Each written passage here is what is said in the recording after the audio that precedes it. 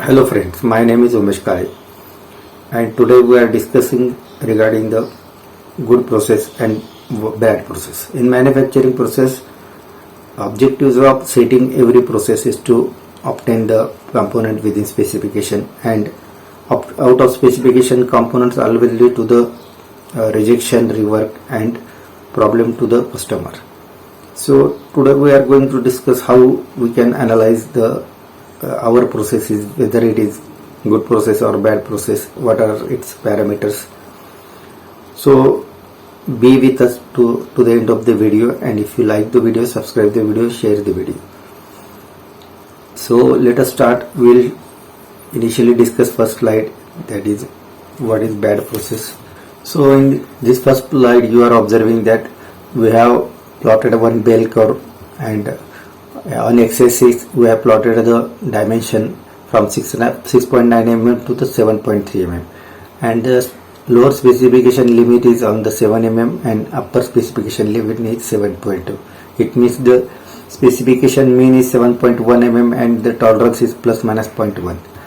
On y-axis we have plotted the number of observations occurring for each dimensions, and you are observing that the phenomenon of this bell curve is it is going out of the specification from lower specification limit and upper specification limit. It means that some component are going out of the specification. So we will discussing the what is the process capability of this set observations and how much we are going to get the yield of this setting from this setting.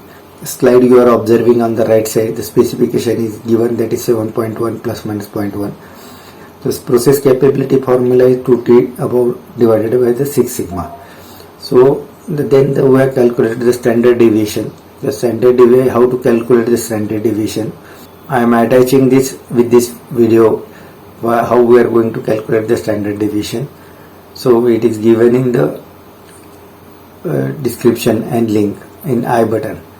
So then CP's formula is 2T divided by 6 sigma. So we have put the values in this formula. The 2 into 0.1, that is tolerance value is written over here, then divided by 6 sigma. Sigma value is 0.053 for these observations. Then the calculation of 6 sigma is CP is equal to 0.62. So it shows that the expected yield from this observation is around 30%, means 70% of the component will go out of the specification. So desired CP value is 2, means if we are getting the 0.62 value from this observation and the required targeted value is 2. So this process is not good. We are going to get the more than 70% component of the out of the specification, which may be having the problem and require sorting at the customer end, and in-house action is required. In second trial observations, we are observing, we have again plotted the bell chart, and the on x-axis dimension are plotted. The dimension range is from 6.9 to 7.3, and our specification limit is lower specification limit is 7 mm and upper specification limit is 7.2. So specification mean is 7.1. On y-axis we have plotted the observations, means occurrence of the observations. Now from this bell chart we are going to do the analysis. So specification limit is 7.1 plus minus 0.1. So for CP formula is 2T divided by 6 sigma. Standard deviation, how to calculate the standard deviation, I am going to share the link along with this video in the I button and in the description. The CP calculation is 2 into 0.1 divided by 6 into 0.028. This calculation is coming to the CP is equal to the 1.19 value. So CP value in this trial observation is comparatively better than the previous observation. So we are getting around 60% good component from this set parameter, and 40% component will be having the problem. So this process is much better than the previous set parameters.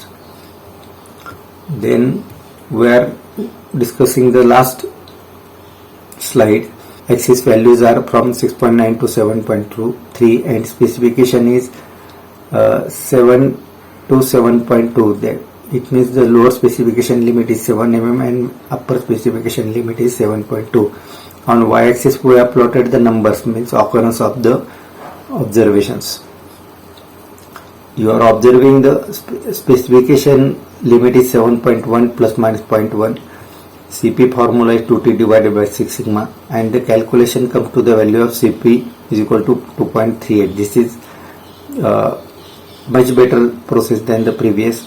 This is ideally the 6 sigma control process. The expected yield from this process will be around 99% and more. So around 1% or less than 1% component we will be having the problem. So if you observe that if you consider our tolerance is total of 0.2 mm and our standard deviation value is 0.084, means we are consuming around 25% of our total tolerance. So it means the ideally you can consider that if your tolerance is around 20% of your tolerance, then your process will be around 6 sigma value, and you will be getting the more accepted component, means if your expected yield will be more than 99%.